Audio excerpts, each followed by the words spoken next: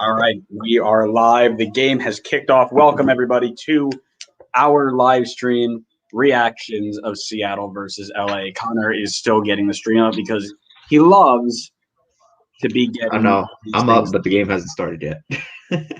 It hasn't, but it has. Neil Fisher starting, according to MLS, in the center defensive mid spot. Not Really? quite sure how that's going to work out. I saw LA post their lineup on Twitter, and they had O'Neal at right back, and they had Araujo at right wing. Interesting. Okay, because that's what I was trying to figure out. MLS said it was that way, and I'm like, Neil Fisher has never played center defensive mid in his life, but that's what it looks like they're lining up right now is a 4-3-3, with Fisher at right back and Matt just commented, "Hi, Matt."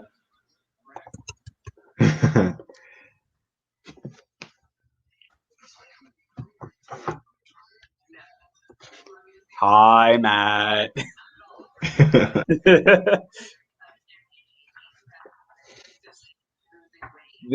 So here's what we're hoping for. Realistically, the only thing we should be hoping for right now is Rui Diaz bangers. More Rui Diaz bangers, but more goals than we had in the first live stream. If we have to go, it's literally impossible to have less. if we go through another 0-0 game, it's going to be so bad.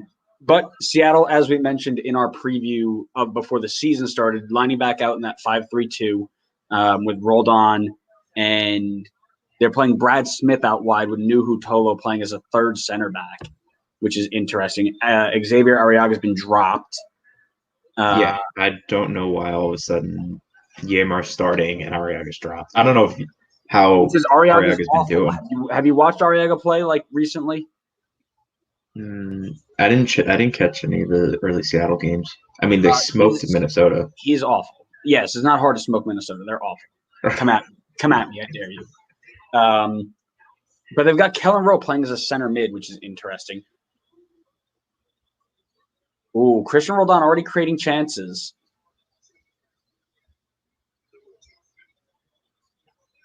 Kellen Rowe trying to combine through the middle is just really, really not what I like watching. He is a winger by nature. I don't like seeing him play through the center of midfield. So how do you? I guess are you just looking to play through the middle if you're Seattle and try to crowd it enough that you just play like almost like a numbers game where you just have more guys and they can't cover everybody? You're looking to get all right. Rui Diaz is starting to rip shots from 35 yards out. This guy's got to relax. But if I'm in this position right now with my 5-3-2, I'm looking to start the ball into the middle, drag in those two wingers, right? Because they're playing as a 4-3-3. Drag those two wingers a little bit more tight, and then play my wing backs in to get service into Rui Diaz, into Will Bruin, in that sort of scenario. Julian Araujo plays in for Chicharito. It's just out of his reach. Yeah, this game is already. It's already. What time are you at? 3:47, 3:48, 3:49. Okay, I'm 40 seconds behind. 40 seconds behind. All right. Well, this is good. Matt wants a 4-3 win, but he expects. He's expecting a 0-0 draw because we're live streaming it. That's why. Yeah.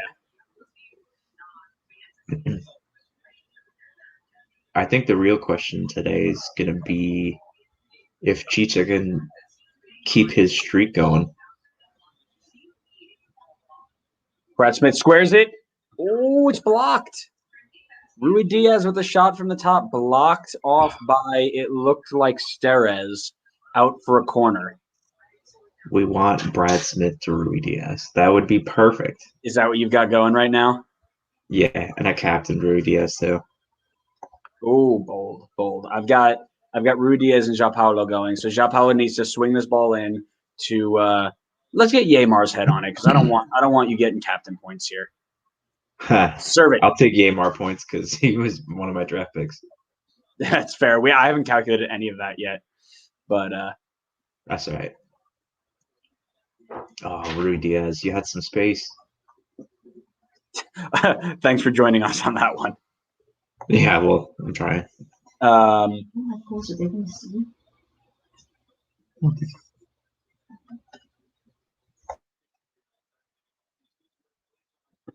Yeah, so it's Dos Santos, Vasquez, and Alvarez in as the middle three with Grancier, Araujo, and Chicharito as a 3-man front, which is similar to what they had going anyway. I haven't Adam. I thought Adam was coming. I thought he was too. I guess he's still stuck there. He might join us later.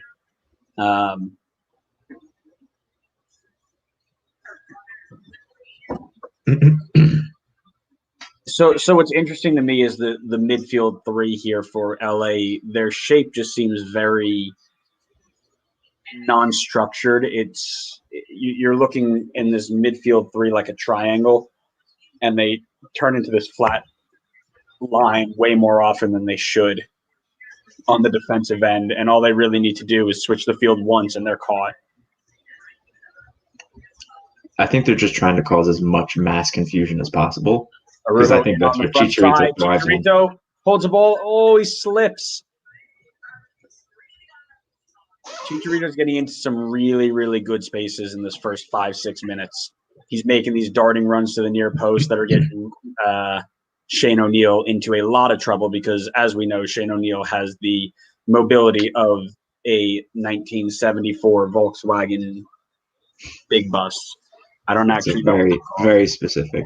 I'm really good with words. All right, we're going to bring up the scoreboard. Here we go.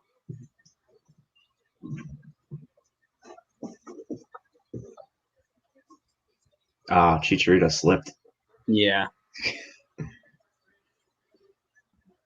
I'm like your personal replay booth. you're just booger, man. It does seem that he had done fallen down.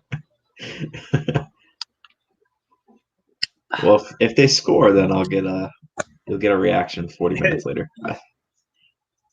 So the other thing that's really interesting here is Rui Diaz is starting to come a little bit deeper than I would have expected for him to win the ball here, especially in the 5-3-2 formation, and Will Bruin being his partner. There's no real release speed up top, so he's checking in to receive the ball and try and combine, but there's no outlet after that. So it'd be interesting to see what his general position is. Chicharito, 5 goals on 6 shots this year. It's the magic of the New York Red Bulls. You play against New York Red Bulls, your stats instantly go through the roof. Unless you're Robert Barrett's on my fantasy team, then that's a different story. Yeah, I mean, as long as they're not on your fantasy team, they're probably fine. They're going to be really good.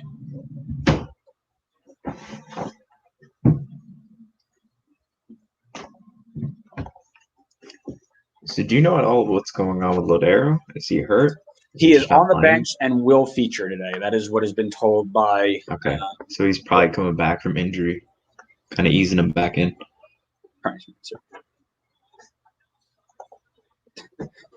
Matt was here for 5 minutes and is now watching the Knicks. Good job, Matt. I don't blame him.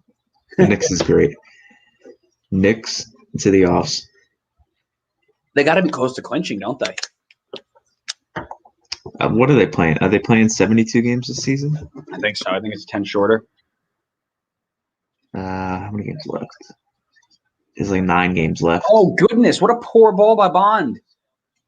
He's had the ball at his feet a few times, and it just looked really, really bad with it. There it is. Ball gets played out to Alex Rodon for the service on the floor. Just a touch is needed. Penalty ref. Oh, he won't give it. That's really come on. Give the penalty. That's really well done. Christian Roldan gets in on a pass from his brother. Bond goes to ground and takes the ball off of his foot. I didn't know if he got there in time, but it looks like he timed it really, really well. Oh, no. Get in there. Only MLS where they try to throw the ball back to the security guard and miss, and it bounces off of a structure and goes into the field of play. That's why we love this league, baby.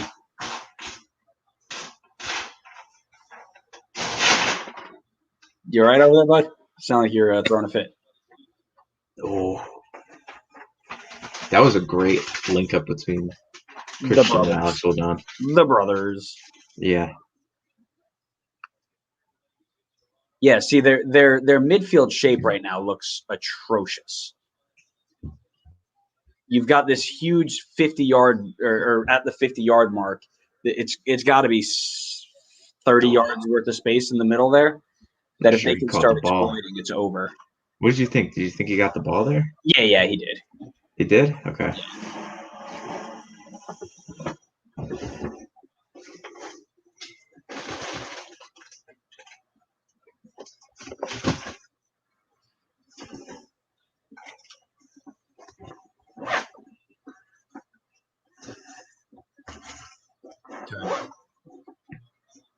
Oh, in You from got to behind. figure if they're bringing Ladero in later, it's probably Kellen Rowe that's making way. Oh, it has to be. It has to be. What do they have wing options on the bench?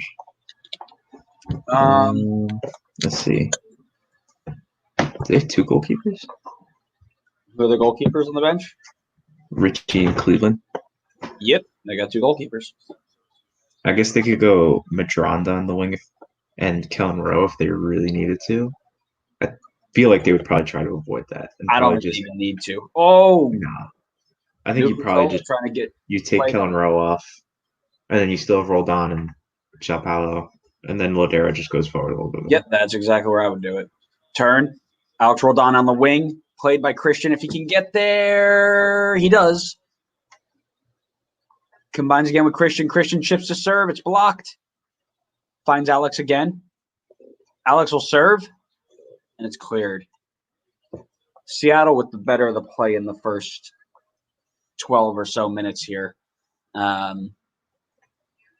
What you expect playing at home, in front of fans, you expect them to be the controller of the play from this point. But Chicharito's in the box, finding spaces, one counterattack, and it's going the other way.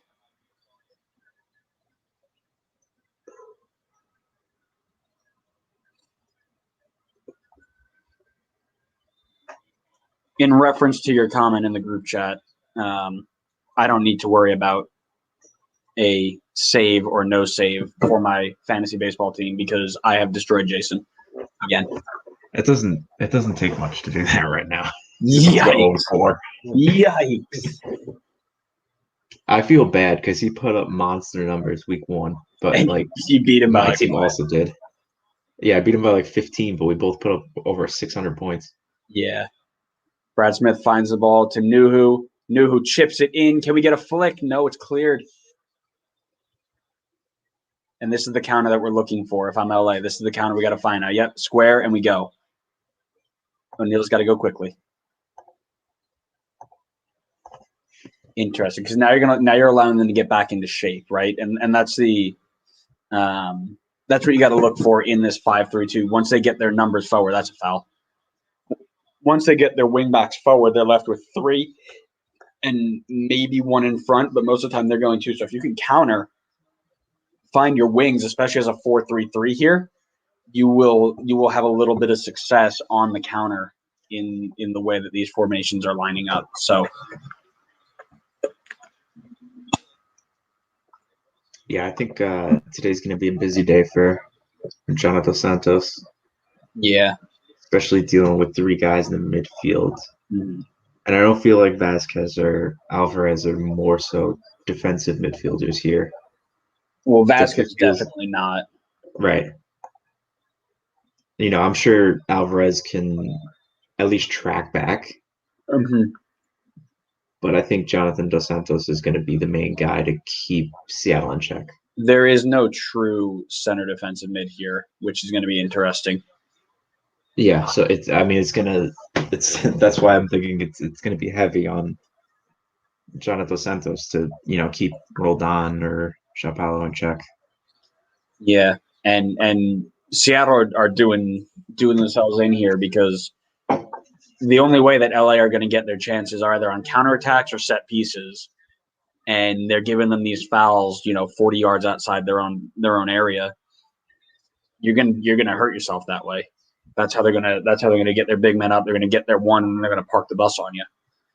Yeah, and you got to be careful for Seattle too, because if you make mistakes, Chicharito's the type of player that's going to make you pay for them. Exactly. If you're gonna get countered, Chicharito does not miss from 4 yards out. No, I mean if you miss a clearance, mishit it, I don't know, something like that, he will be all over it. Yeah, listen, if you square the ball across the box, he's no Timo Werner. He's gonna put the ball in the net. You're not wrong. And one more. Let's find Fisher. Yep. And Arujo checks in. Now you got 3. Can we play? No, don't force it that way. And now you're beat.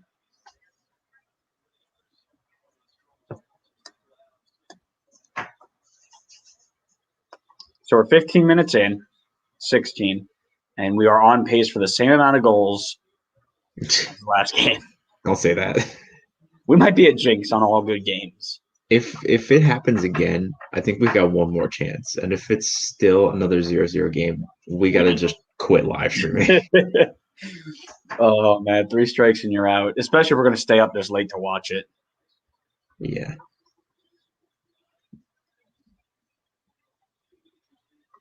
So this game really is interesting to me because I feel as though LA might have had a little bit of easier games to start the season.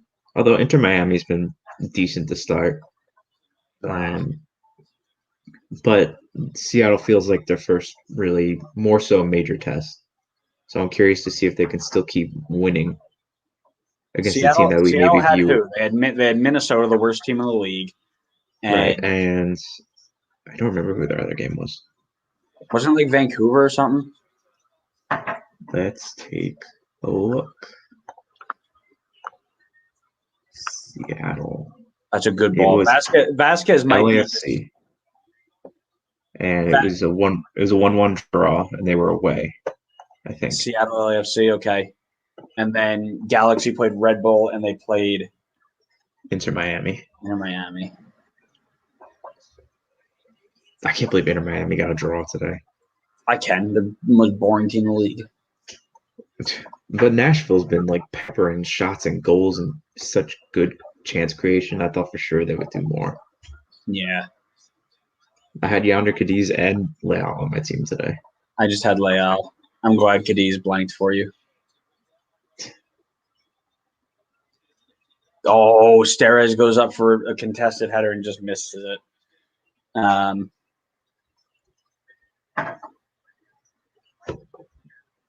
Yeah, like I said, you can't let Galaxy build into the game here. You got to put your foot on the throat and close them out early, right?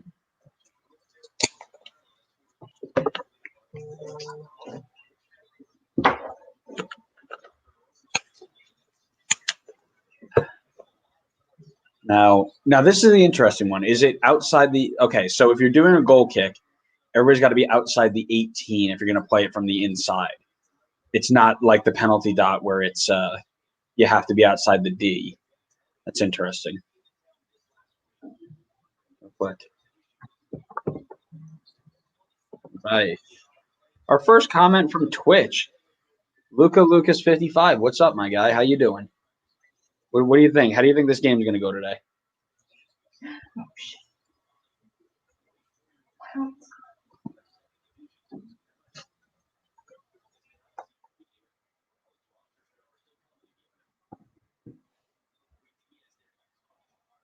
Yeah, see, Rui Diaz is checking in so far into the midfield to receive this ball.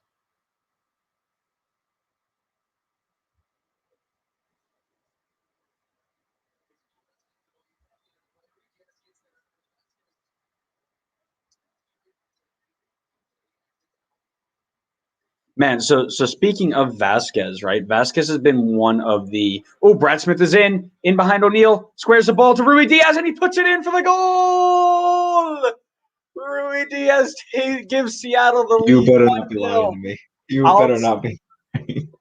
I will take the fantasy points. You can take the double points. Rui Diaz the triple points. Giving Seattle the lead on 20 minutes.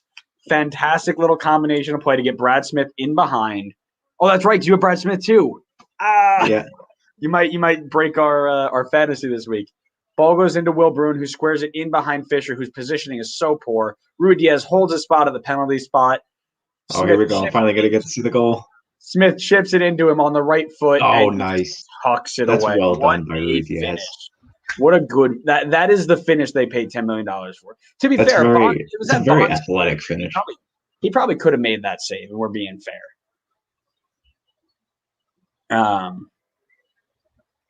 I'll see it again. Maybe I'll see if I agree on that one.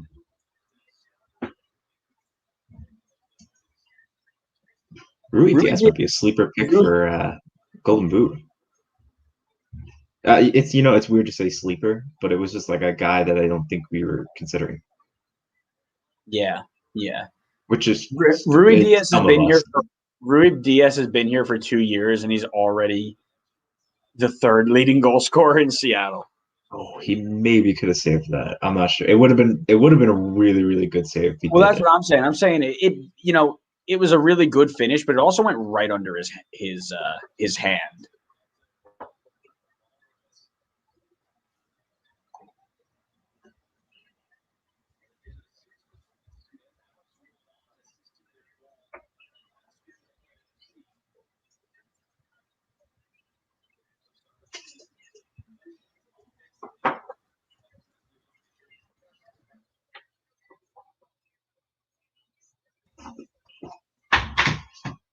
Only 2 guys ahead of him on the all-time Seattle scoring list. How long has he been here? You said they signed him like right before the World Cup, right? Yeah. So that would have been 2018? Yes. So he's been here going on 3 years. Well, he would have. Was he here for the 2018 season?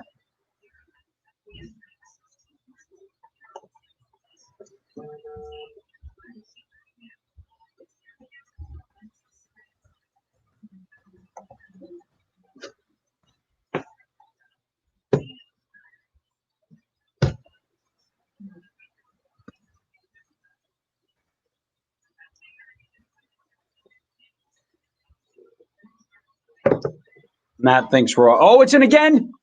Oh, that's a good save, Bond. The rebound's in, and Brad Smith has scored. Yes. Connor through the moon. Oh, good. I haven't even had time to change the banner here. Goodness me. I can't wait to watch it in like 30 seconds. It's 2-0 Seattle. Brad Smith on the 23rd minute. At least we have goals this time. Yeah, this is fun. This is what we're talking about. Ball gets. Oh man. Rui Diaz, come on. He was open. You could have assisted it, Rui. That's really great work by Smith to get a toe in on there. But Christian rolled on with a great ball across. Alex Roldan had a nice dummy there to leave it for Smith. Yep. It's a great first save by Bond, but Galaxy defense is in shambles right now. But Brad Smith, again, this is the danger of that wingback system, right? Because you'd never know when he's coming in on the backside. It's always a sneaky finish. So it'll be really tough for especially Fisher, somebody who has not been one of the top guys in the last few years. I'll put it nicely. Filling into this role right now, he is going to struggle a ton.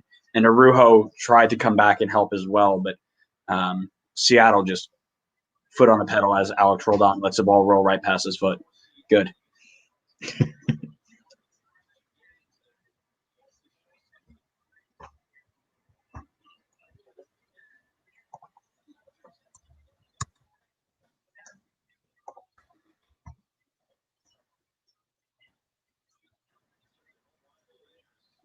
Now, what I will say is if LA can figure this out soon, they're not out of this by any stretch of the imagination.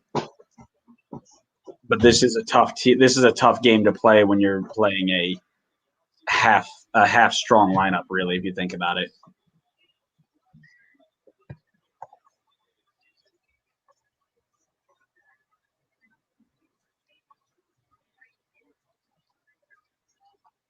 So if you're Greg Vanny, what do you do here, right? What is your counter to this? You need a better presence defensively in the middle. Your And center of even midfield. though I do think majority of the attack has been down the right side for Seattle. It has. It And you feels can like tell that's their it's the favorite side. yeah, with Alex and Christian Roldan. Yeah. So I think you gotta, put a little bit more help on that. The way that Galaxy lined up, at least based on their tweet, is that was Vasquez's side in the midfield. So I think you either have to have Jonah Dos Santos kind of cheat a little bit more to the left and cover more so on the left side, or you're gonna have to bring someone else to help out. Because I think it seems like it's too much on that side for Viafani to handle. To me, Christian Roldan getting audacious out here. Relax, son.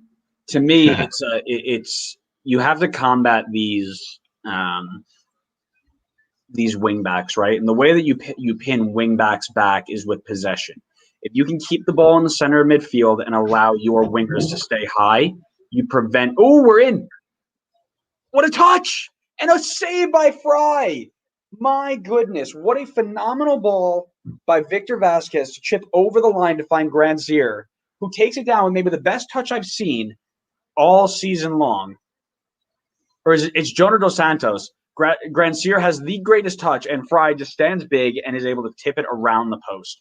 Phenomenal work, but this is where Galaxy are going to catch you, right? If you can just get one player right in, you can't fall asleep on them. They're not out of this. Yeah, well, that's why you have Stefan Fry between the sticks, Correct. keeping Seattle awake. Oh, There you Christian go. Roldan trying to dribble out of trouble. Oh, Oh, you lucky that boy. was a really nice touch. I think he got a little lucky with it too. It seems like it kind of fell It really was well for almost him. it was almost too good, right? The Like touch he like he died. took he stopped it really well, and then I think it like happened to fall on his foot and like rolled just like a little bit in front of him, which was like perfect for him. Yeah, it died on his foot a little bit too much, which killed it. But as we were saying, right, if you've got this wing back formation and they're just consistently getting up, you beat that by having possession. If you can possess the ball and get your wingers into spots that'll prevent those attackers from going forward, then they have 70 yards to run instead of 40, right? So Mhm. if they can keep the ball a little bit, it pins their attackers back and they can't build into the game. Now, what I'm seeing here is that Brad Smith is just kind of cheating anyway. It's turning into a back four with Nuhu going wider whenever they attack. So it turns into Roldan, um, Gomez, O'Neal, Nuhu, and then in front of Nuhu, you've got Brad Smith. So Brad Smith's not even really tucking back into the five back until he absolutely has to here, which is an interesting, but I think a really good idea by Schmetzer. Because you've got Nuhu who can act as both a left back and a center back. So you don't need if you can get numbers back quick enough, you don't need to worry about having Brad Smith connect as a five, which is really, really interesting and pretty cool.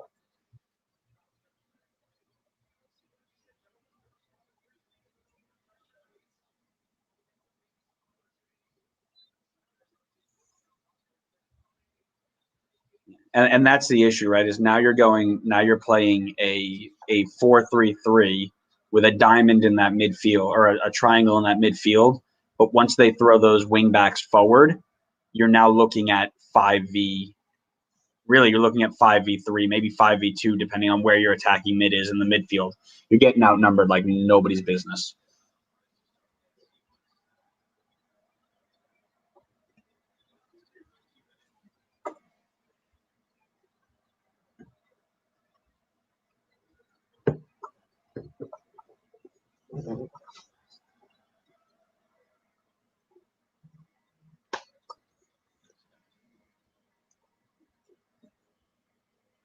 You know what is I think a nice thing about Seattle's formation is since they're a little bit more overloaded in the middle, and it does seem like at least on the right side, Rodon's going a little bit wider, but because they're very central, it gives so much room for Alex Rodon and Brad Smith to just bomb down the wings, and just there's no worry of like crowding into like a winger that's ahead, And and that's the whole point of that they system, space right? out so well. Yeah, Yeah.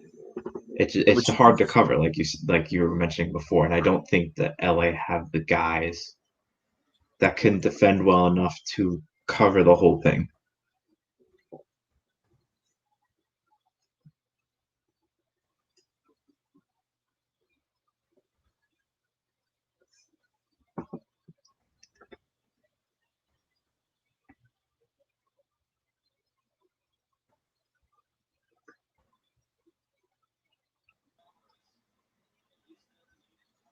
Yeah, so if they can't keep possession, which they're starting to do now, the other way you can do it is by dropping your wingers in this 4-3-3 into more of a midfield spot, so more of a 4-2-3-1, and allowing them to be a little bit more defensive. So they're not, because basically what we're seeing is they're running into this space and there's nobody there to stop them because Grandsir and Arujo's doing a good job, but Grandsir not so much. He's kind of just hanging out there.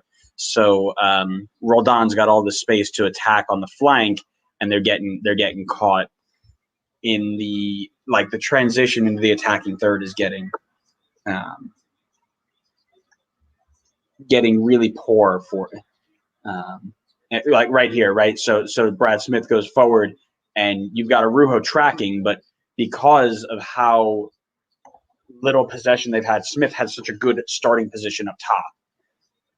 So if you have this possession, you're attacking more down the flank. Brad Smith needs to get connected to that back five, and he now has 70 yards to run instead of 40.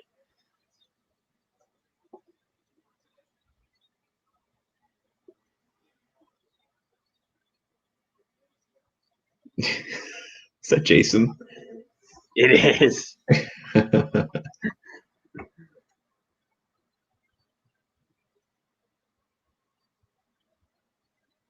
Everybody go check out the Outlet Pass podcast, a great podcast that has not posted in a little bit, but probably should soon. We'd love to. I don't think the hosts have time for that anymore.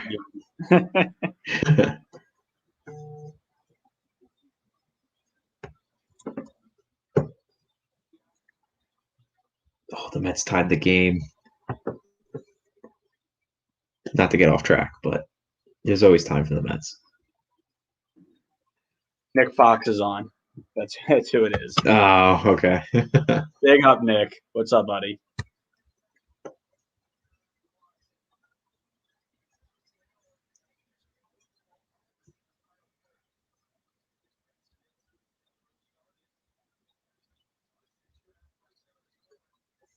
So I got a question for you, just to Go I ahead. guess kill some dead air. Yeah, well, Where would you put Vasquez in this lineup? Because it's very clear that he is probably the best passer on the entire field, and he's an amazing playmaker. But the way that they have him right now, I feel like it hurts them because now they're really like getting outnumbered in the midfield. so Would you put him higher? naturally, what he does, and I've been watching it because I saw the way that they lined up on Twitter versus what they do right now. And the way that he lines up, naturally, he just floats a little bit more connected to the forwards. So, like I said, it looks more like a triangle there with Vasquez at the tip and the other two behind, which is where he should be because he is a defensive liability. Mm-hmm. That being said, the fact that you've also got you really don't have another. Perry Kitchen's gone. So you don't really have a true enforcer in that midfield right now. Oh, yes, the Greg Vanney sideline interview. What do you think's going on? We suck. In-game interviews are the best.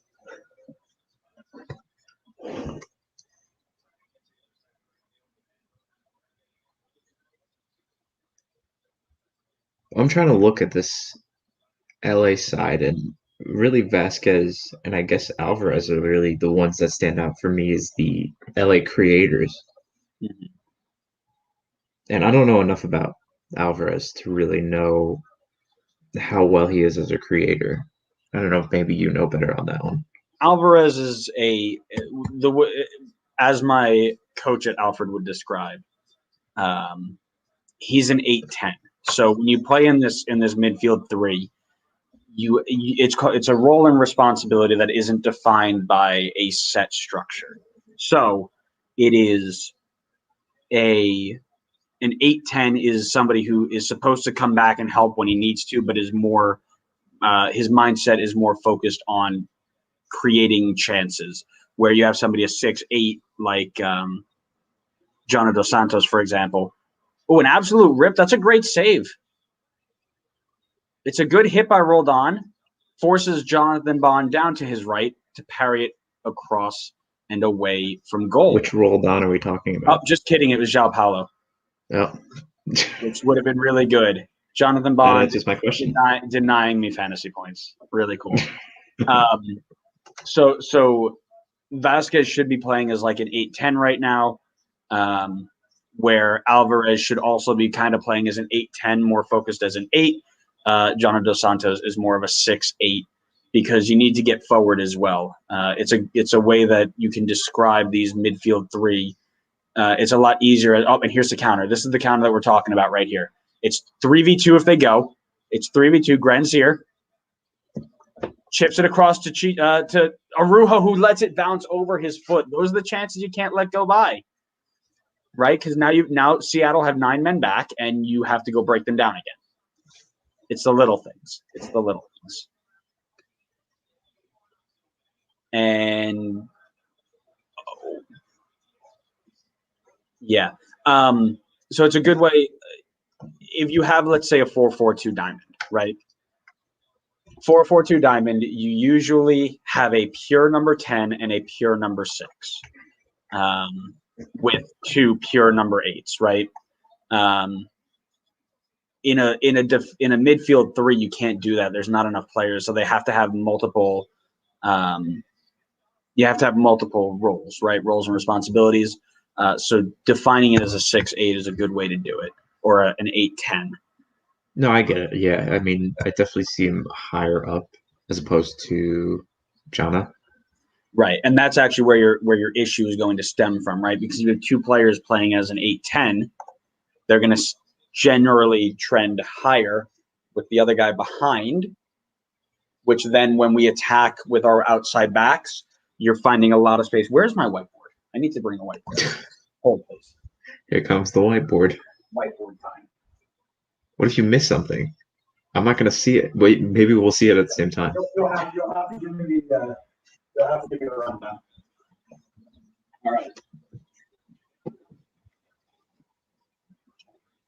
I'm gonna have to do this around the puppy because the puppy is on the couch. Okay, puppy has moved. We're good. She heard you said something. She got offended. No, the whiteboard came into her space. She wasn't happy. Okay, let me draw this out real quick.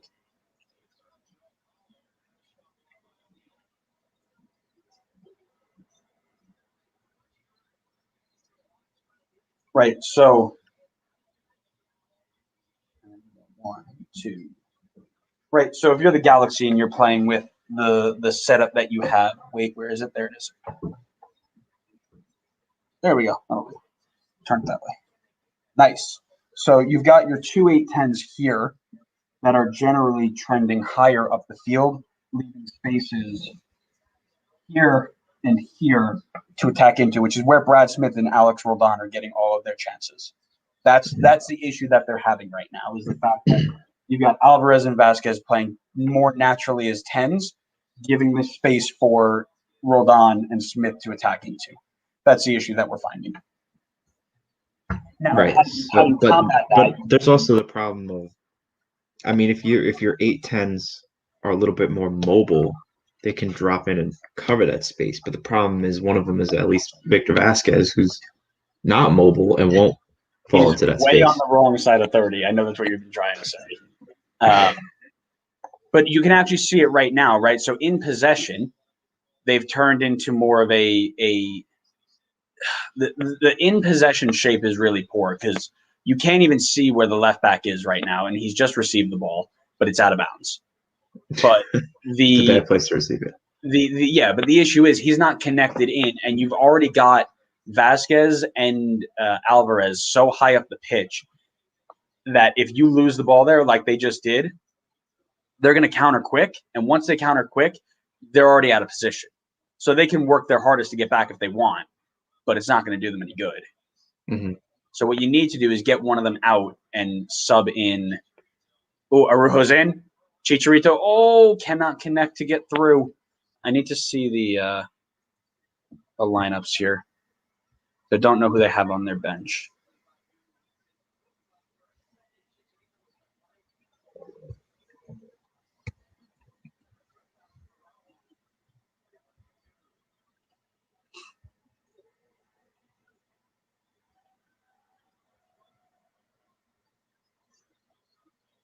We're looking at. Oh, wait.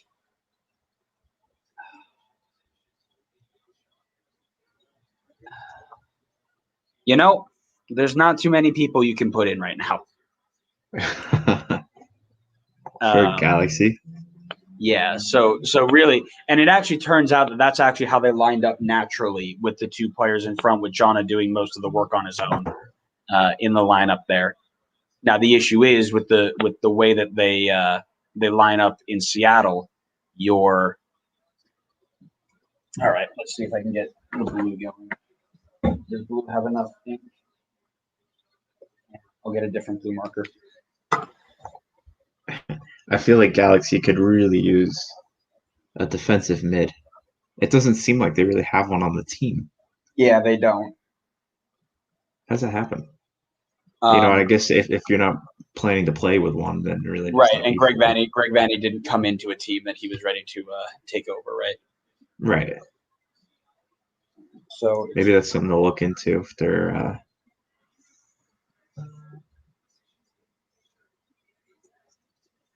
Because I feel like they can continuously get exploited like this. If teams continue to just attack them through the middle. I mean, right. So it might force Jonathan Dos Santos to become like a permanent 6, which is what they're trying to do to him, because they wanted to be a quarterback in the 6, kind of like Tyler Adams at Red Bull. But what you're seeing here, right, is in attack when you've got this defensive shape, you've got Jonah all alone trying to mark 2 center mids in Christian Roldan and João Paulo, as well as cover the spaces to cut passing lanes when Roldan and Smith pick up the ball. So that right there, you're asking one player to mark spaces for 4 different individuals. That is a recipe for failure.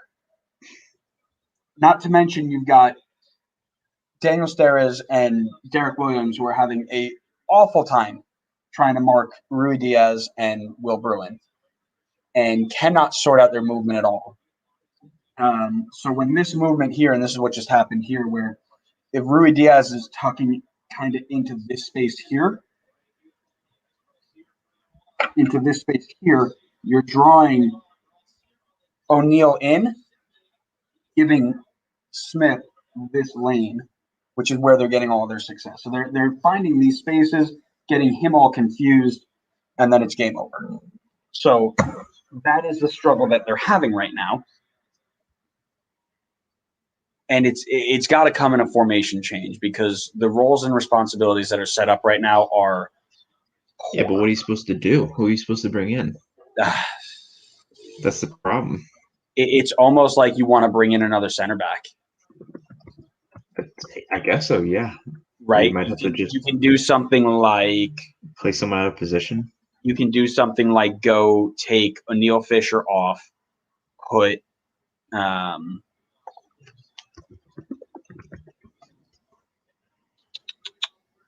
take O'Neal Fisher off? You'll man, I don't even know. You got to put the I mean, you can, because then you could just drop Barajo back to right back. Yeah, if you pull out like an Alvarez and put in Dupuis. Then you go 5-2-3, and it turns really into a 3-4-3. And that is halftime while we sit here and pretend we are MLS coaches here for a day. 2-0 Seattle over LA Galaxy at the halftime whistle. Smith and Rui Diaz on the board. A really, really good first half, both from a tactics standpoint and a game standpoint, right? So we were able to go in and kind of figure out what these guys are doing and how to fix it. But what you're almost looking is for you got to counter this formation with their own formation based off of the players that you've got on the bench. But yeah, that's halftime. Yeah, that's about halftime. What do you want to talk about? We can talk about the games this week. We can chat about Red Bull starting their unbeaten. First of all, what we can do is talk about the fact that Pete Alonso's hit a three-run double to extend our lead over the Phillies. I'm lagging behind on that one too. Will Forbes tweets out, Julian Araujo only needs to be playing right back. He has so much potential at the back, and they need to stop playing him on the wing. I completely agree, especially when your answer to that is a Neil Fisher. That was a great double by Pete Alonso.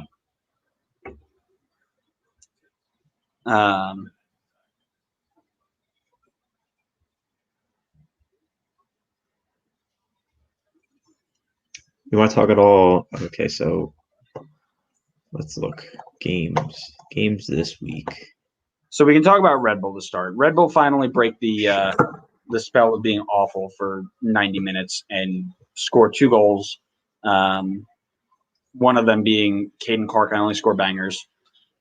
I'll be completely honest with you. They still didn't look good. Like there was nothing. I looked at that team and I was like, yes, this is good soccer. This is good. This is what I like to see.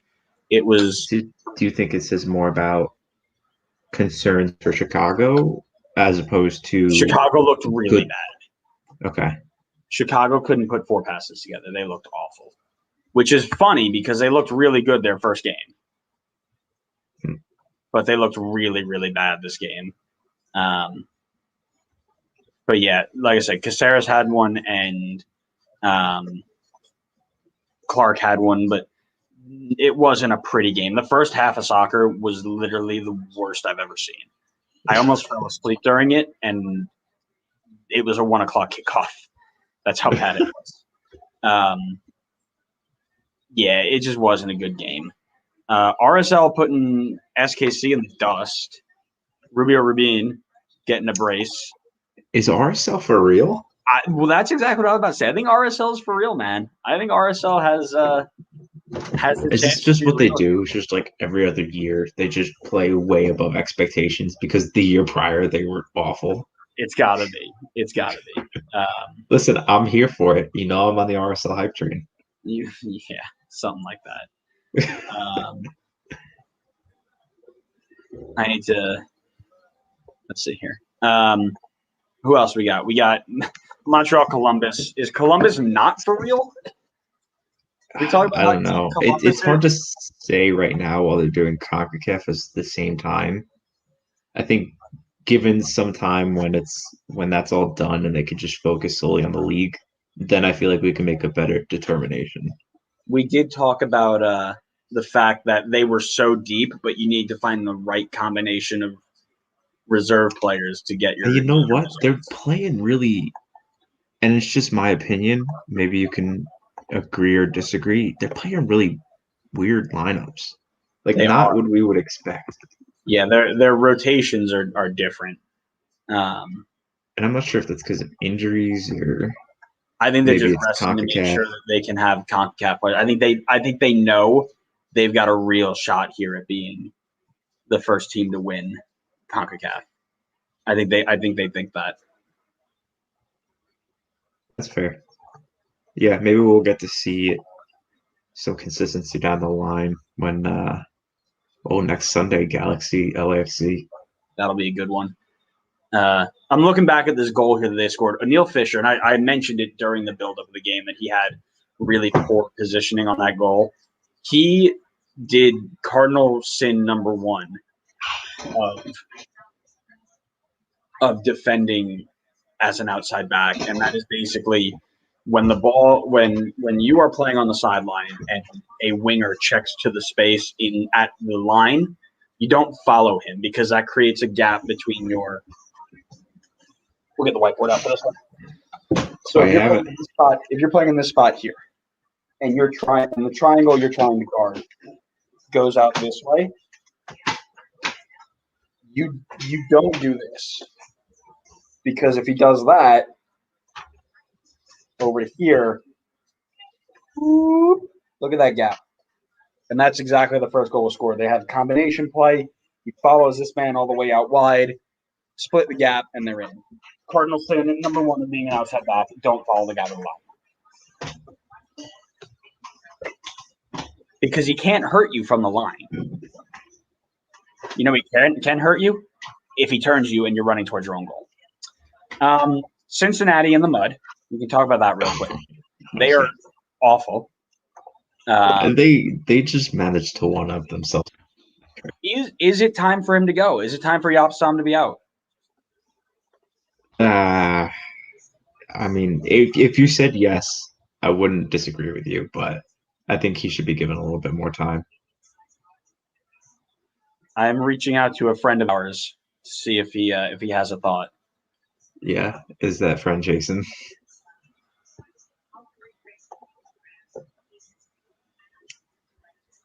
Then Houston LAFC. Oh wait, Tyler Pasher, the absolute USL legend, lighting it up for Houston. I'm absolutely here for it. New England, a bunch of draft picks and a $1 million Cam playing Atlanta off the field, according to MLS Buzz. You love that. NYC putting Philly away. I don't take too much into that, being that Philly didn't really play anybody. But you take the Atlanta one. Did you see Atlanta's lineup? No, but I'm gonna. What you want me to give you a? You want me to give you benefits or something? No way. Yeah. What else was there? Oh, expansion side FC the loss with a huge win. Oh, knocking Portland. We're playing a bunch of 4 mil fantasy players. Doesn't count. Especially because Ryan Hollingshead got me 1 assist and 4 goals. The absolute melon of a man. Austin, all right, go on the rant. Go on the rant. No, I'm not doing that tonight. Come on, do it. Austin knocking out Minnesota, the worst team in the league, 1-0. Diego Fagundez assisted by Red Bull legend Jared Stroud. Really, really pretty ball going across the box. Minnesota are in the mud way more than FCC are, and I will die on that hill. San Jose, Cade Cowell giving me the only fantasy boost of the of the day. Watch. They're fun to watch. Espinoza, Cade Cowell. I know I'm missing other people. I'm blanking. And the last one was Nashville, Miami 0-0. Don't feel like talking about it. I'll be right back. Okay.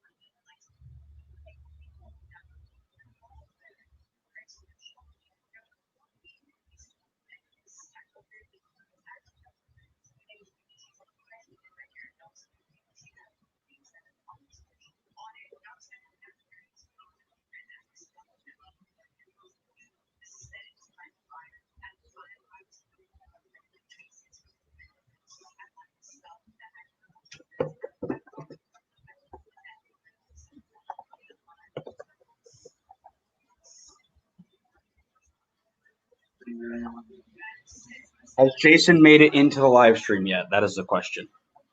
No.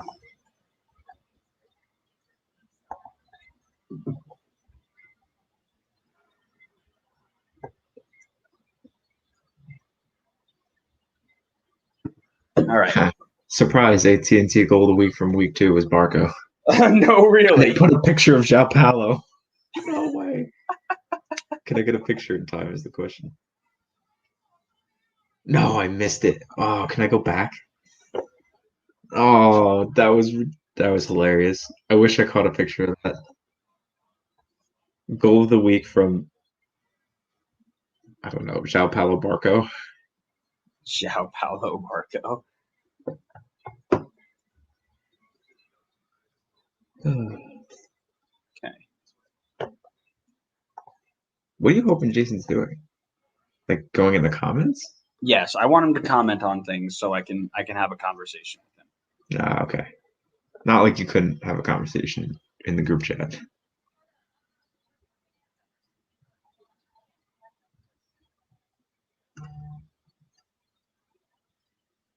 Did I just watch Bryce Harper bunt with 2 strikes and bunt foul?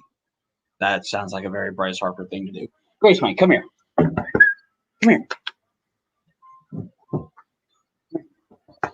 A very pressing question. And maybe someone watching is an FCC fan. Listen, there are like 5 of them. Jason is one of them. He's loyal. He is. Stoke City and FCC, my guy's going through some stuff. And the Knicks before this year. He's got the Yankees. Maybe not this year, but in general. He's got the Islanders smacking the Rangers this year. Hey, shut up. I don't need that.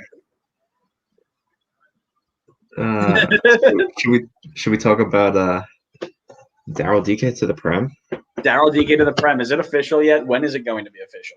I mean, he's going, right? Like, even if Barnsley don't make it, he's going to the Prem. He's got it. Oh, absolutely.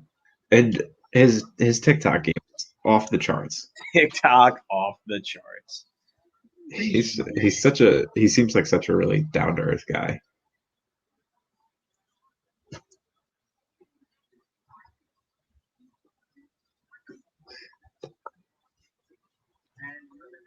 Should we come up with a prosthetics question for him now? I could ask him because I took a intro class into prosthetics and how they're made. Titanium alloys, baby. Titanium alloys.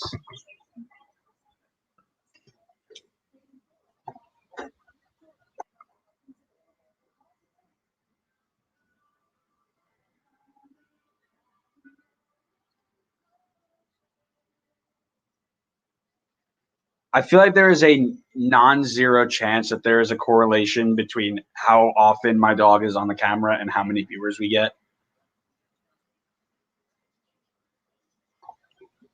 Well, then it's time to keep Gracie on the camera. She could just take your spot. She probably could.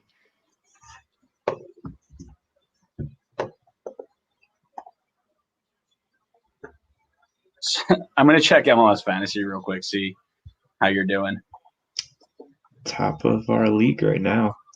Yikes. Granted, I got to see what happens with the Vancouver game. Who's got Vancouver players? I've got one Vancouver player, and so far it has neither hurt nor helped me. I'm on 91 points this week, which is top for the week, and I'm 6th overall. I got 9th in the week right now. I'm on 71. You're still 3rd to last right now. Though. I don't know how. Like, it doesn't make sense. Because your first 2 weeks were horrible. You're horrible. Got him. Adam's up to 9th. What did he get points from? Man, this is garbage. This guy is getting lucky because Carlos Vela didn't play and he had Cade Cowell on his bench. This is garbage. Who? The guy who's ahead of me right now. Oh, Jason DeStefano is in the game. Jason, we got a question for you. Jaap Stam In or out? It's a very pressing question because I don't know enough FCC fans to actually ask this question. So we await your apparently response. there's only 5 of them, and we have one of them here. We await sight. So we talked about what changes need to be made for this team. Dupuis is coming in, but so is Sasha Question. And you want to talk about the immobility of this midfield, and adding Sasha Question doesn't help that. Did they say who's coming off? Derek Williams is coming off, so it's a like for like at center back. Okay.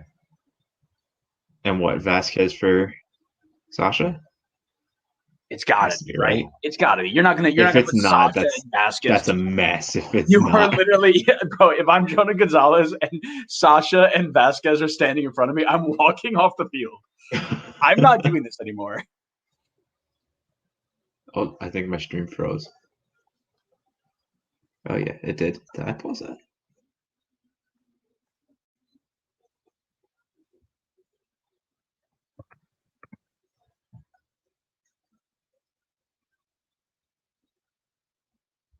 Is it Depew? They just said Depew. It is Depew, apparently. I would have guessed Dupuis also. Oh, Zubak is in as well. Wow. Triple change at halftime. They did a triple change at halftime. Sasha. Vasquez is still on the field. Zubak. And he's playing like right wing or something like that. It means Araujo is off. Uh-huh. And oh, I'm blanking. Who else was on the wing? Grandsir? Yeah, I guess he's off too. No way. Their best player last half. What are they doing? Oh, Fisher came off. Oh, okay. So Fisher came off. It looks like they are doing what we were talking about. So it's Fisher, Araujo, and Williams, right? Yeah. Wait, so then who's their right back? Or what are they doing? I think they're doing what we were talking about before with Greg, if you have the live stream on, welcome. If you're listening. This isn't what we meant.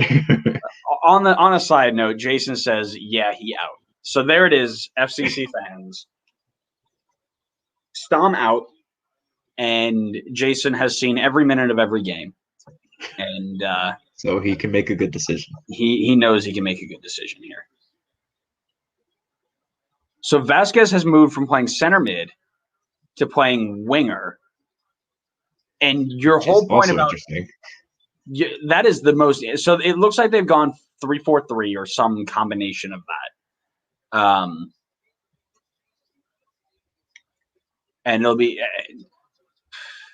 So you're looking at trying to keep it a little bit better with Sasha in there. I can't figure this out. It's going to take me a little bit. They seem like they're possessing the ball much better than the first half, which is a positive. But here's the thing: the second they lose the ball, you've got like 90 years of non-fast. Ball's in for Zubak if he can square it. It looked like he was out, but they played it. This is going to be really interesting. Jonathan Dos Santos is about to have a busy second half. Also, yep, here it is. Counterattack. 3v3 if they go. Rui Diaz taking on Dupuis or Depew. I think Araujo's still in the game. I'm pretty sure. No. That's an awful turnover. Yeah, Araujo's moved to right back. Yeah, so it's I'm gonna botch it. What is it? Grandsir? Grandsir. He's gone. So they took off essentially both wingers. No, Grandsir's in too. He's still on the field. Who did they take out? Wait, where is he? He's on the right. No. Halftime sub threat. Alvarez is out.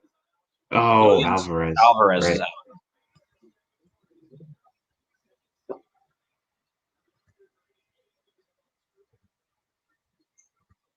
Oh, well done. That was so close. Vasquez gets a good chance, and Fry is able to hold on to it. They're creating lots of chances, which is a better change here. But it looks to me now, it looks like they've gone 3-4-3. Villafaña's like playing very central, which is interesting to me. Because I think they've gone 3-4-3. So it now looks like. So then where is Oh no, they're Villafaña going. playing? Hold on, here. This is a good view of it. It's 4-4-2. It's a block 4-4-2, which is interesting. So Villafaña is still supposed to be the left back. Villafaña is still left back. Arujo's at right back. Hold, please. We're going to break out the whiteboard for this one.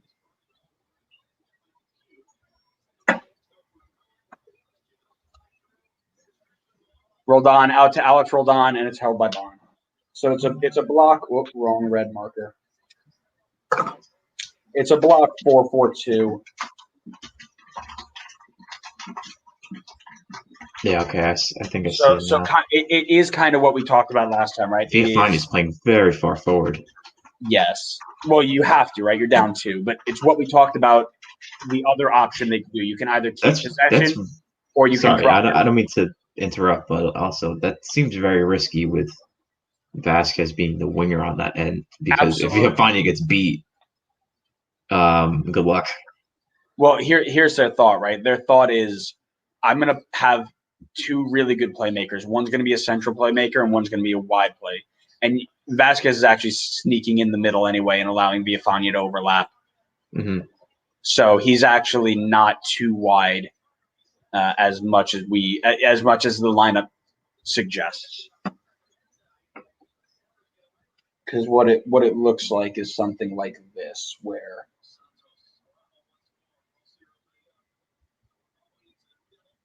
because you got Sasha in there who's working with Vasquez, and Vasquez plays a great ball to Chicharito, who puts it wide.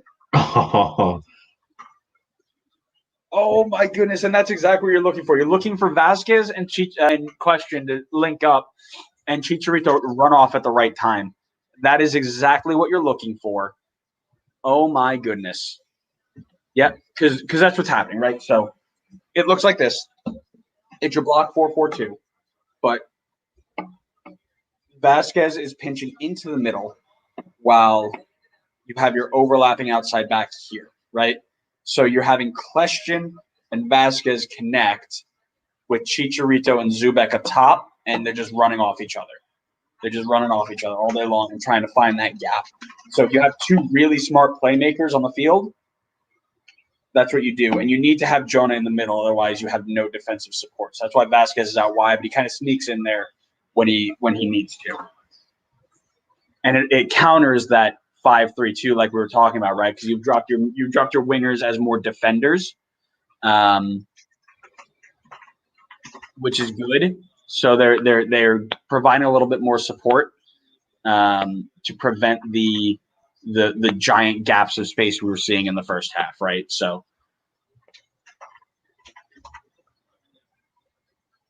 yeah, and you're also starting to stretch them, right? So your strikers.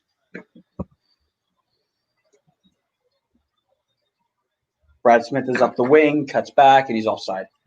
But if you're, I think that this formation definitely is better for Galaxy because it's focusing a bit more wide, where that was where Seattle was killing them. Like it was Brad Smith and Alex Roldan just giving them a lot of problems, and now they can, I guess, do a better job containing them. So it's gonna, if Seattle wants to get the most out of this Galaxy formation, I think they gotta go down the middle now. Correct. And what they're starting to do now is saying, okay, if we have the ball on the left-hand side here, Zubek, get all the way out wide where Smith just vacated that space. We're going to play a big ball to you and support you.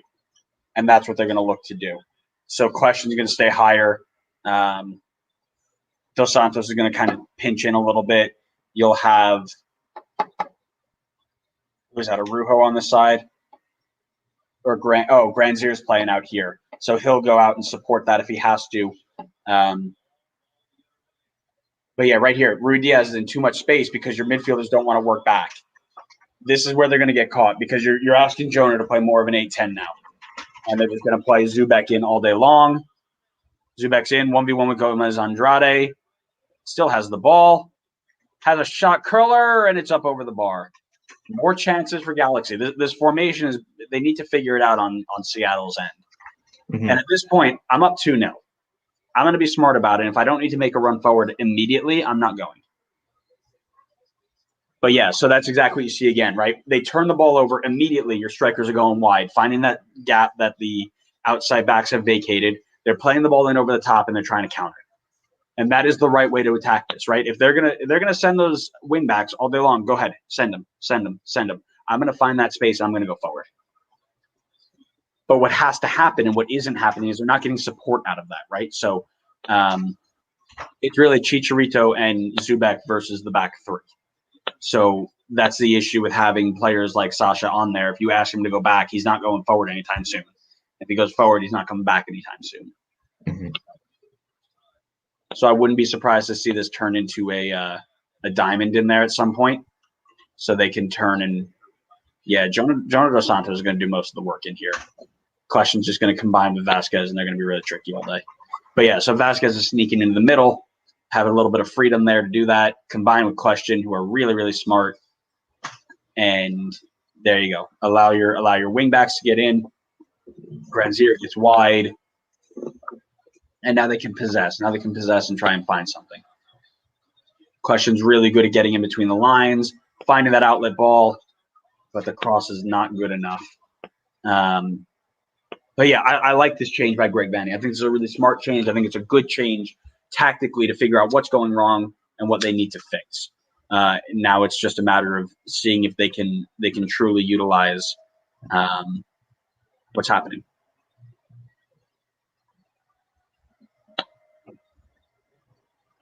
Yeah, I mean, you're seeing some of the results of this new formation change. I mean, LA's been dominating the second half so far. And I don't know if that's a bit of Seattle kind of playing it safer with the lead, but Seattle's really been on the front foot.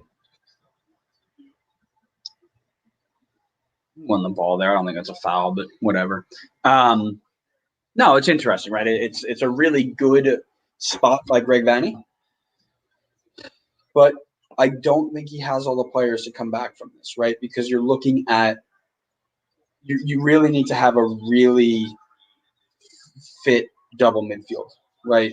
You got Jonah, who's good going back and forth, but Question's going to leave you out to dry.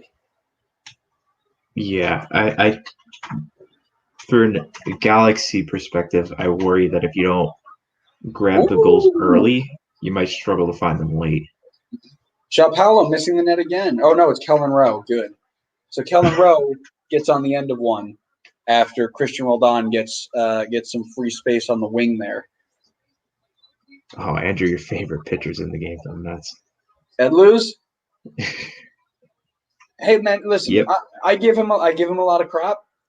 He has been really good this year. So yeah. I'm gonna keep giving him crap until he tells me otherwise. Yeah, it seems to work. Yeah. Like I said, I mentioned earlier that I wasn't a big fan. Oh, that was close. I wasn't a big fan of Kelvin Rowe in the midfield. He's had a really good game today. Chicharito coming up limping here, and it looks like he either got stepped on or he's pulled something. Pulled something's not good. Oh, well done. Was definitely offside there. Oh, yeah. No, that would have come back. Yep, Chicharito is down, and it doesn't look good. It looks like his toe. He's holding his toe.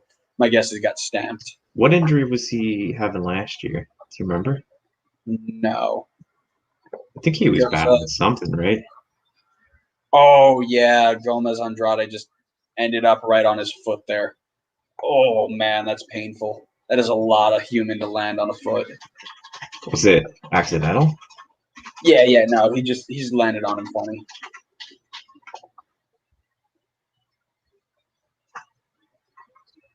Hey, he's limping on my screen. He needs some magic spray. That's what he needs. Oh, he's down now.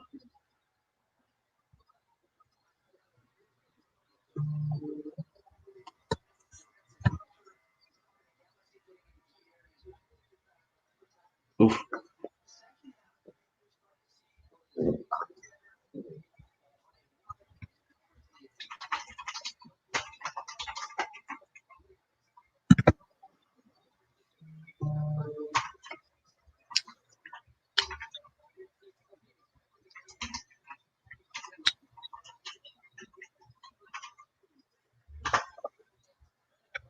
So is he coming off?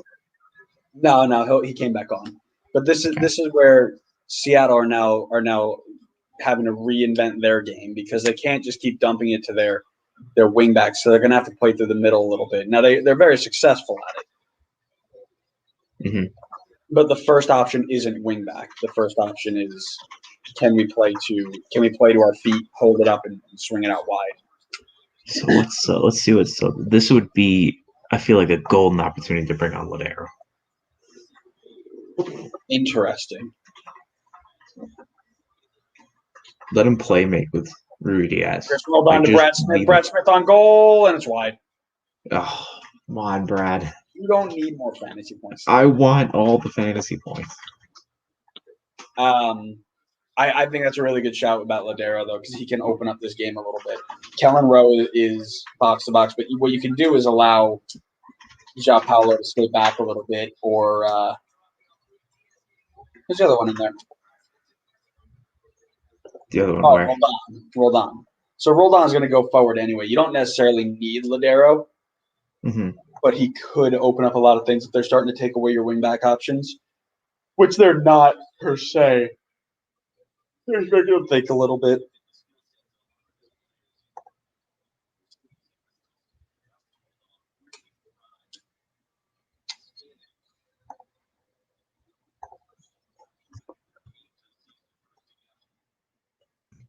Man, I'm so happy that they were able to take Brad Smith from Bournemouth because he is just so good for them.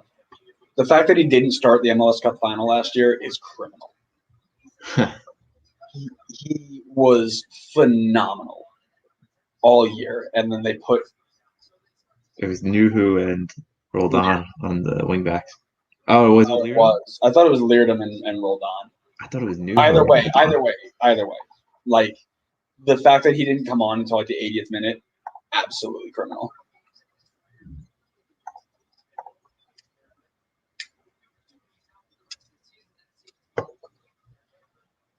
So do you maybe swap Kellen Rowe for like Jordi Delem, and then we got a counter for LA. Granzier plays to Vasquez, who's got Villafana overlapping. He cuts it back, squares to the other side to find Araujo. Araujo into Jonah. Jonah misses his pass. That's so poor. It's the little things. That get me. Nico Ladero is warming up, getting ready to go on, so he'll have 30 minutes or so to make an impact. But what were you saying? I'm sorry. I said, do you bring on Jordi Delem and then allow Roldan to go forward more? But if you're bringing on Nico, then that's probably not gonna happen. I think Christian will start combined. I think João Paulo will take onus of being more of a 6'8" and just hang out there. But really, they've given you no reason to worry about them, right? Uh-huh. Cameron Dunbar is going on for Victor Vasquez. There's 4 subs now? And then what? The 5th is the concussion one? No, you have 3 sub opportunities to make 5 total. Oh, man. What? Roman Quinn triples in the bottom of the 9th. Didi Gregorius scores. We're still up 8-5, but this has Ed Luz Diaz written all over it.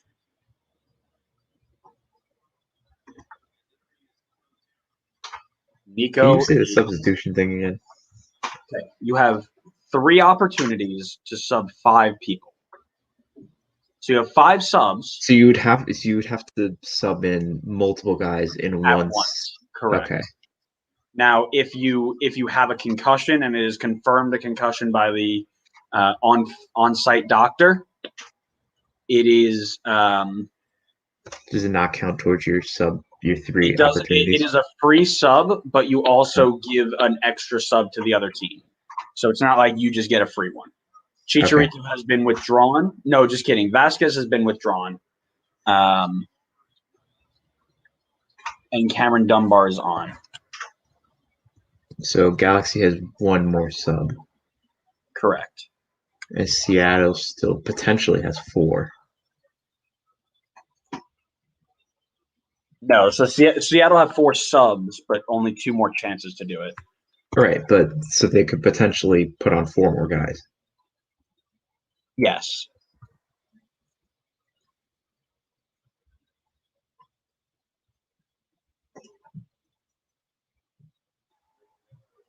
$17. Please be. That's not Kellen Rowe's number. Oh, it's Will Bruin. Thank God.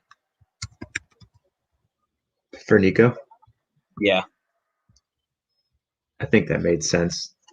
So you're gonna go and play Rui Diaz alone.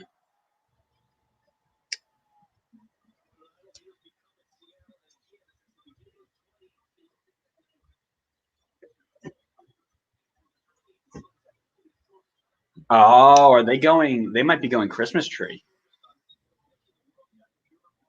So what is that? Rui Diaz, Lodero, then the 3, then the 5? No, it does look like Ladero's a bit higher, but he's getting more connected. So it might be more of a 5-3-1-1. But Roldan also looks high.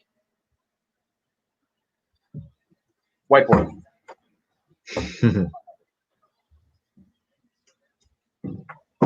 It does look like Rui Diaz is in. Oh, so it looks from first nothing anymore.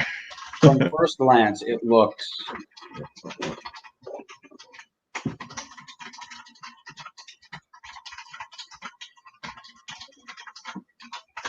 like a really wide Christmas tree with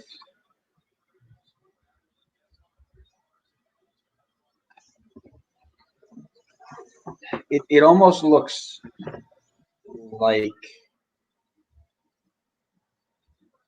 this is a very strange one, but what it looks like out of a defensive shape is something like this, where you got Rui Diaz, Roldan and Ladero behind him, Rowe and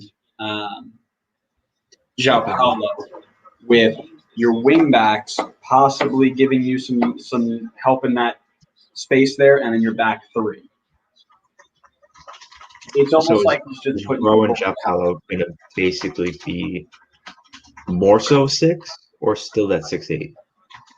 No, it looks like these two are just going to hold back now. They're going to let Roldan, Ladero, and Rui Diaz do the work. It almost so if I actually look at this, it looks more like a 3-4-2-1. So you've given more freedom for your wingbacks to be more connected in this line of 4 here. Now defensively, they'll draw back. So defensively, they'll draw into there and turn into a 5-back again. But in possession, they'll step up and join that back 4. But here's Brad Smith pressing up on the other side anyway. So what do I know? Okay. It's just a very so this is almost one of those things where you put it out there, you're like, okay, come figure me out. Because I don't think even they know what they're doing. Confusion.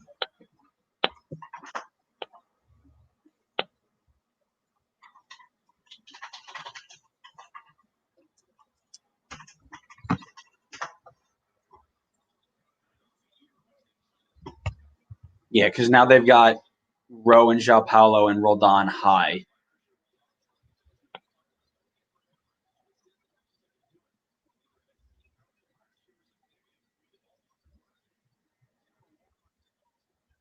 Brad Smith is in. Brad Smith squares. Christian Roldan can't get a foot on it. It's almost like he just said, Nico Ladero, go into this game, get in between the lines, and just go create something. Because I don't really have a position for you, but I want you to go play. So go have fun. Maybe he is almost just playing kind of next to Rui Diaz, but maybe a little bit lower. It's him and Roldan. Oh, Brian Smetzer with the halftime. How do you feel? I feel pretty good. Oh.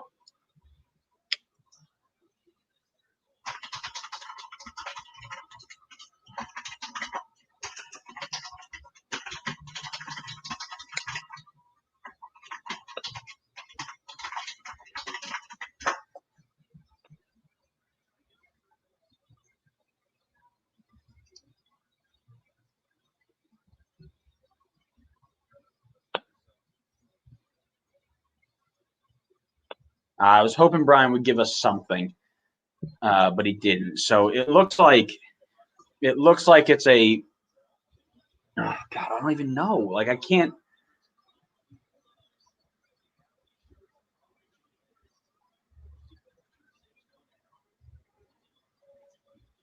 There it is. There it is.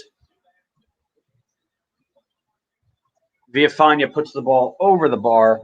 I dropped my marker to get this. Got it. Yeah, so it looks like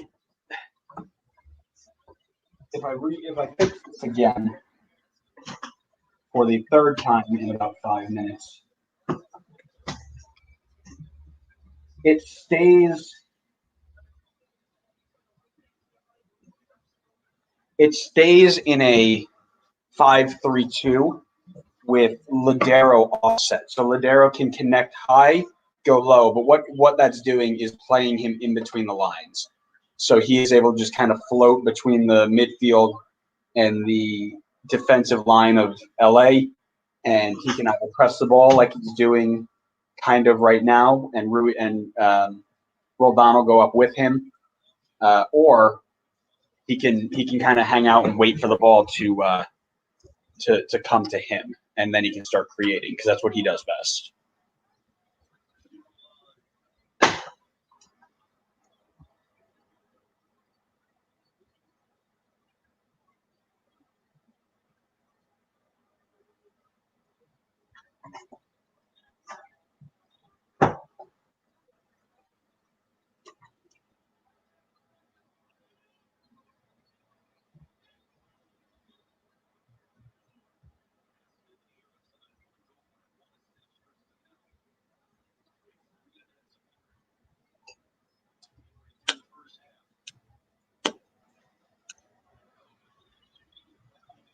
Yeah. Come on, João Paulo, do something. I need fantasy points now. Serve it. Finds the feet of Alex Roldan, who puts it on frame. Is that tipped over? They're saying yes. Okay, so corner for Seattle. Yeah, it seems like this has been all right, Nico, go. You've got free range. Go have fun.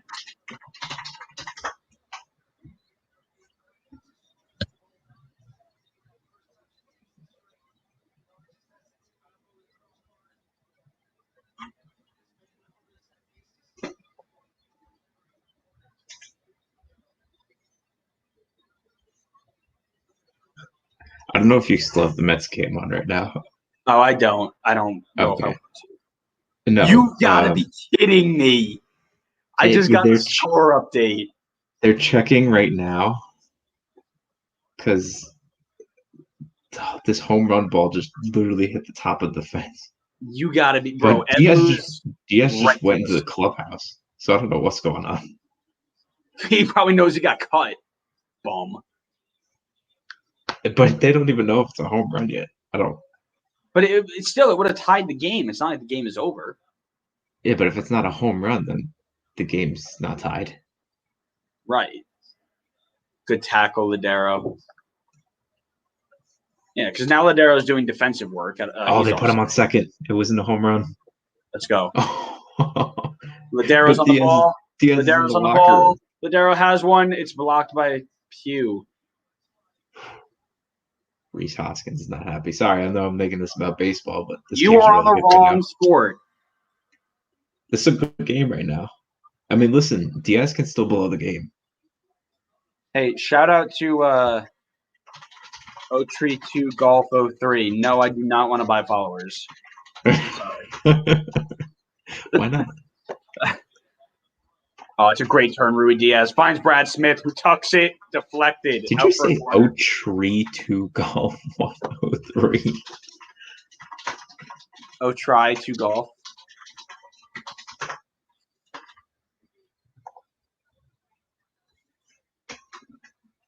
Oh my god, there's so much chaos in the baseball game right now. I don't know what is going on. It went to commercial though. I don't care. There's a lot riding on that game.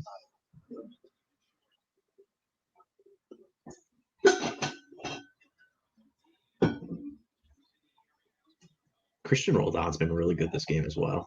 Yeah, that whole midfield three has figured out how to work really well together. Brad, come on. Oh, did you just see that? Yeah. What's up with his haircut? He's got like the Ronaldo. What haircut? It's no haircut.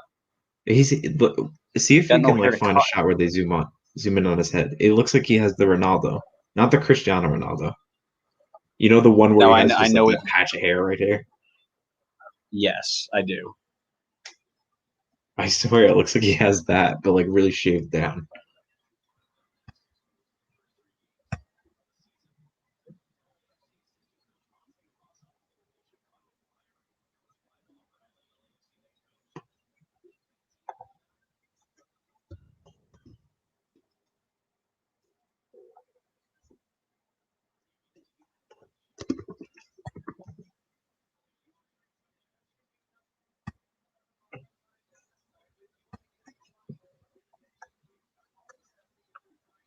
$15 minutes left. This one seems kind of have died down. I'm kind of hoping for a goal here just to step it up a little bit.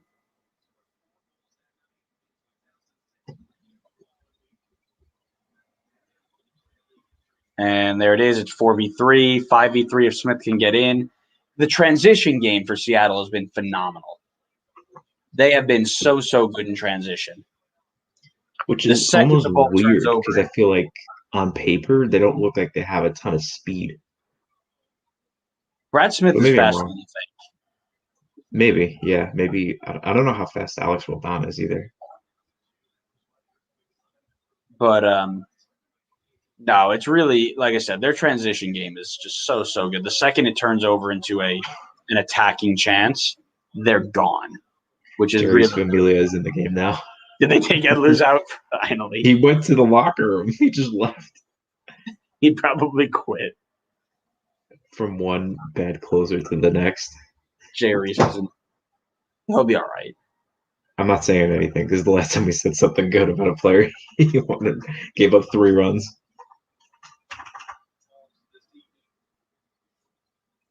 I wonder how short of a leash he's got now. Jimmy Madronda and Daniel Lavaya come on. Time to change our little banner. I got it. Ooh. So, Jeff Fowler's out. Blank for me again. Good job, buddy.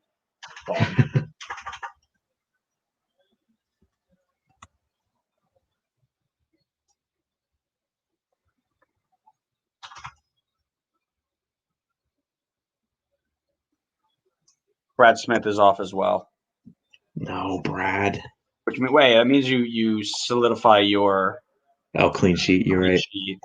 I need more points from Rui Diaz.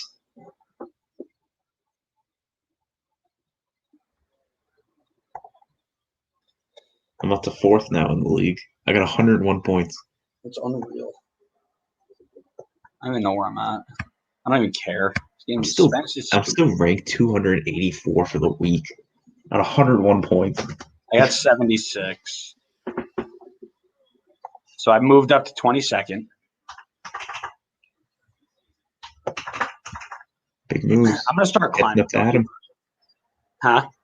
Catching up to Adam. Catching up to Adam, yeah. Oh, I passed Ryan Anderson. You should put that on your resume. I've scored Ryan Anderson 2 weeks in a row. Or not 2 weeks in a row, but 2 of the 3 weeks. Rui Diaz is just an animal, man.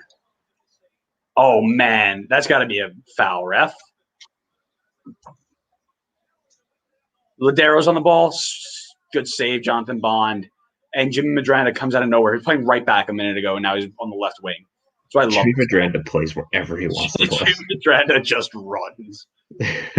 Oh, Jonathan Bond with a near howler. A rip by Kellen Rowe from the center of midfield. He goes to catch it. Goes through his hands and over the bar.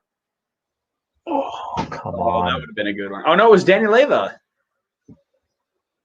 So Rui Diaz is a monster, tracks it down, wins the ball off of Depew, gets fouled, gets up, keeps the ball at his feet, squares it to Ladero. Ladero with a curler, punched away by Bond. Jimmy Medranda runs 90 yards cross field to win the ball. Finds it to Daniel Leyva, who puts it on frame. Jonathan Bond goes to catch it, off his fingers, over the bar, out for a corner. What a game.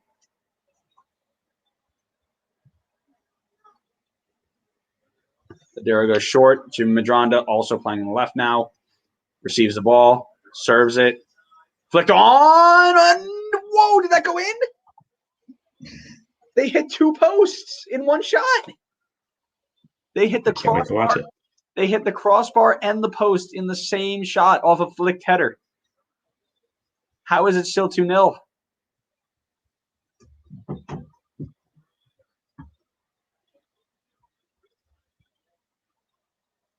Oh, let's go.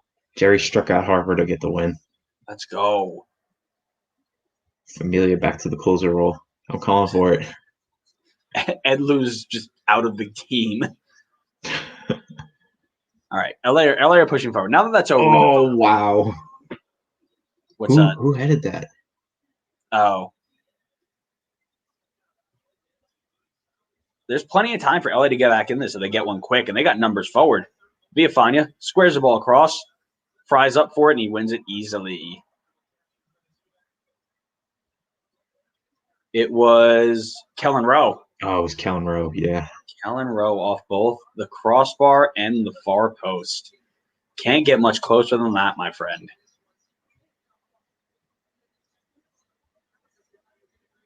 All right, I can turn the baseball game off now.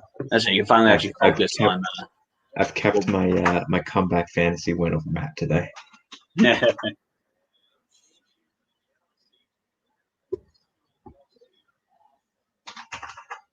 Gronsier coming off for Perez. Jonathan Perez.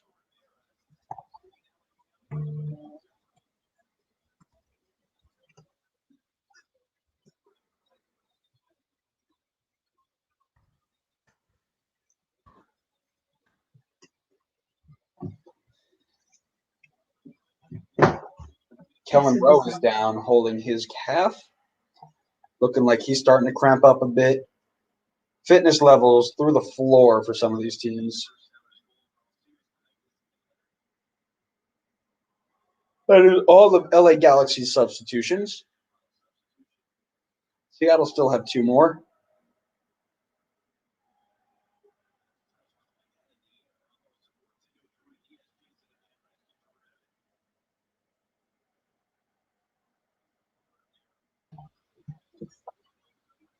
All right, last sub for Galaxy. It'll be an interesting last few minutes to see what they do here, the Galaxy, because you need to. You're away from home, and you're just getting beat. Like you haven't had a shot in a couple. Probably I haven't seen a shot from them in the last half hour or so. Yeah, I mean, it's been all Seattle. So it looks like Kellen Rowe grabbing a drink in the middle of the game. Love it. Yeah, Nick Depew is a little bit higher up the field. Question's doing nothing. Oh, man, that's the fastest I've seen Question run in 4 years. My goodness.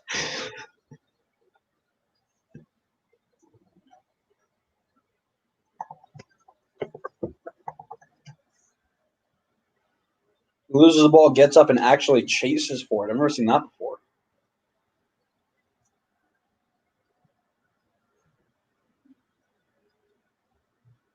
Yeah, now it's just a game of keep away for Seattle. See if they can do it.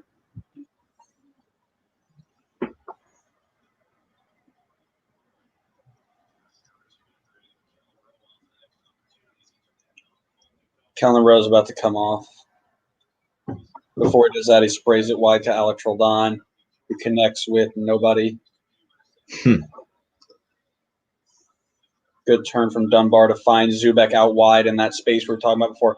Bro, I think one of the most intimidating things that I have ever seen is Nuhu Tolo full sprint trying to chase somebody. Have you watched this man run? Watch it. You're about to watch it back. Watch this man sprint for the ball. He has the most intimidating sprint form I've ever seen in my life.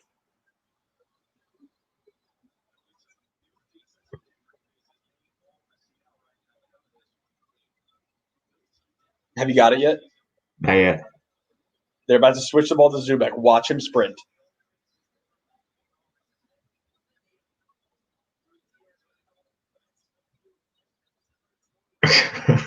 Look at him run, bro. Imagine you're chasing down a ball and that's coming at you. That's because Nuhu, they said it earlier in the game, Nuhu does everything at 150%. Oh, bro, he will come in full speed and just end your entire career. He's got one gear. He's got one gear, and it's rapid. His gear shift is broken. He's broken the gear shift and he's just stuck in. I don't even. Zubek has a shot. Deserves his own name. Blocked by Nuhu. Of course.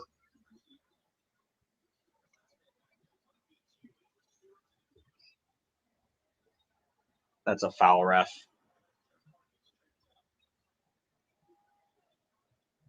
Peterson, one run over 5 innings. Yeah, and he almost had that great outing blown.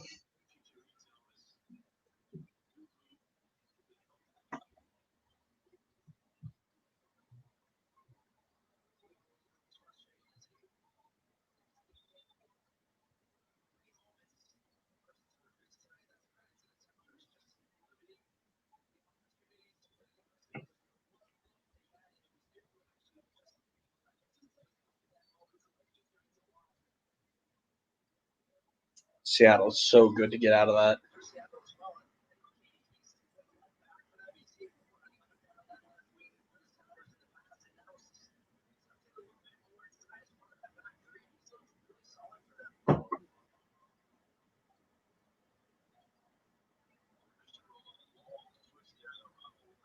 Really quiet night from Chicharito. Yeah, I was just thinking the same thing. This was more of what we saw last year from him.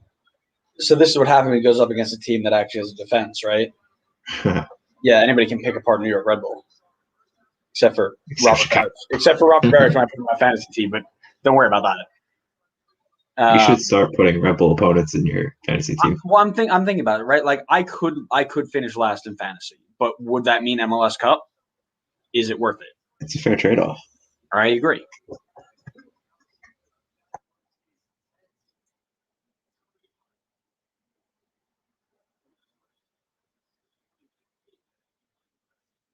Kellen Rowe.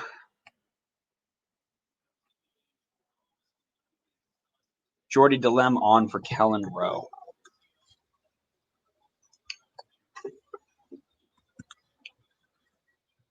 Yeah, at least we got goals this game, even if the second half was a little boring. Yeah. The first half was fun. First half was a lot of fun. Like I said, we have goals. It means we don't have to quit live streaming, which is good.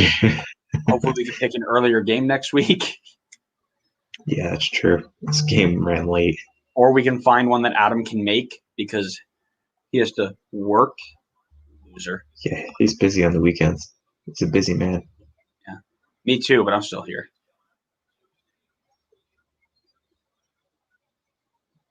Yeah, this one has been. I love the referee running over, telling him, "No, you can't come off this way. You have to go off the other way." I hate when they do that, bro. I'm getting off the field. Leave me alone. I just ran 9 miles. I'm going to leave the field wherever I want to leave.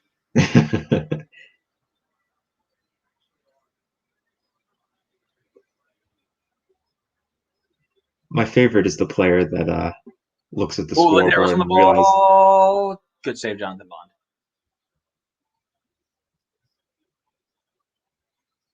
Sorry, go ahead. I was going to say my favorite is when a player looks up, sees his numbers on the board to get subbed off, and then they go down with an injury. Oh yeah, it immediately. Yeah.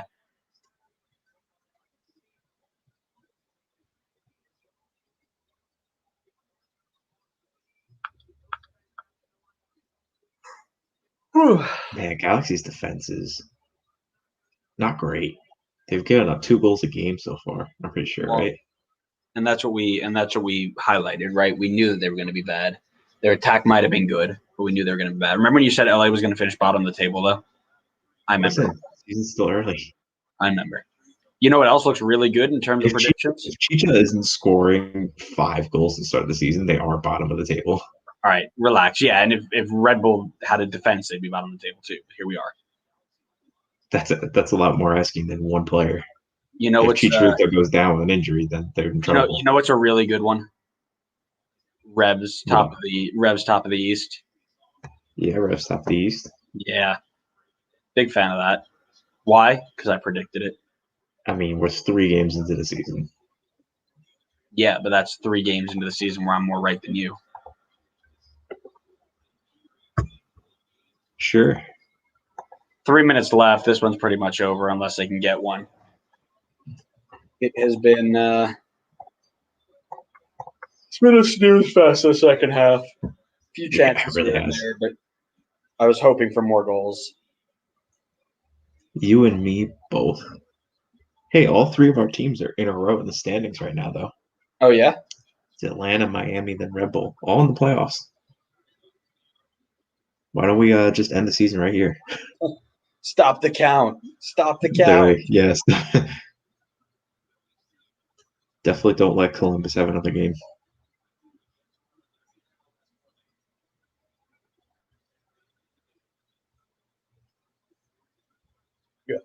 LA's biggest challenge going forward is going to be to break down teams with actual defenses. That is going to be the biggest struggle because a team that can keep Chicharito in front of them all game will prevent him from scoring. Oh, Rui Diaz is in. Rui Diaz has the ball taken off his foot. Oh, come on. It would have been great, like a late goal, just to give me a couple more points. Yeah, because you need him. I'll take him. He's only got 8. I had way better options to captain. I should have captained Brad Smith. 18 points. Nico Ladera plays through, and it's cleared off the line by by Jonathan Bond. There'd be some questions if Rui Diaz was clearing it off the line.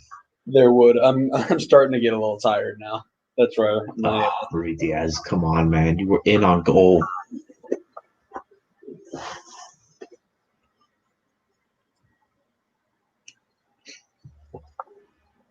Oh, knew who plays Jimmy Madronda in, who's going to square for Rui Diaz, who scores. Rui Diaz has 3-0. Yes. It is a wonderful night for Connor.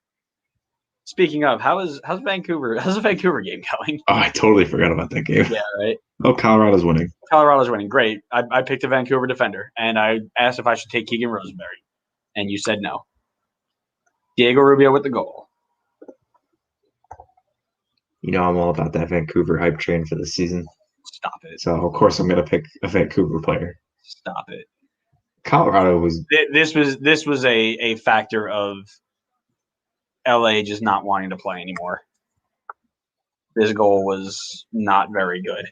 Madronda gets in, squares it. I mean, this is training ground stuff with cones. Yeah. That was too easy. Another one Bond should have saved. It went literally through him. I mean, this is what I was saying before. I mean, it's not like he was coming from... I know it was like from West Brom, but he was playing in like League One. Yeah. He came here. Man, Araujo got beat bad there. Yeah, he did. And then so did the center backs. Yeah, I that mean, was I'm sure LA was playing a bit farther forward. it I was guess all to try to awful. grab something. Love it. That's just going to clinch the fact that I'm going to finish top of this week. I'm going to literally have finished top of our league for 2 weeks out of the 3 weeks, and I'm still not in first place I don't know how that works, but because I that's a final was here. terrible last year. Yeah, Last week. that is the final here. 3-0 to the good guys of Seattle. LA finally come up against a team that are half decent and get put in their place, I think. However, not awful from either side, right? LA gave themselves a fighting chance for most of it.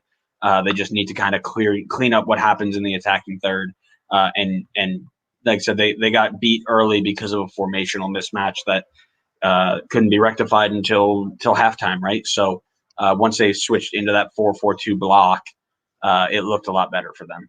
So it's now just a matter of finding the right combination of the team that you're going to play against. But that 5-3-2 is deadly for Seattle, so it's something you're going to have to keep an eye on for any team that's going to go up against them in the next few weeks.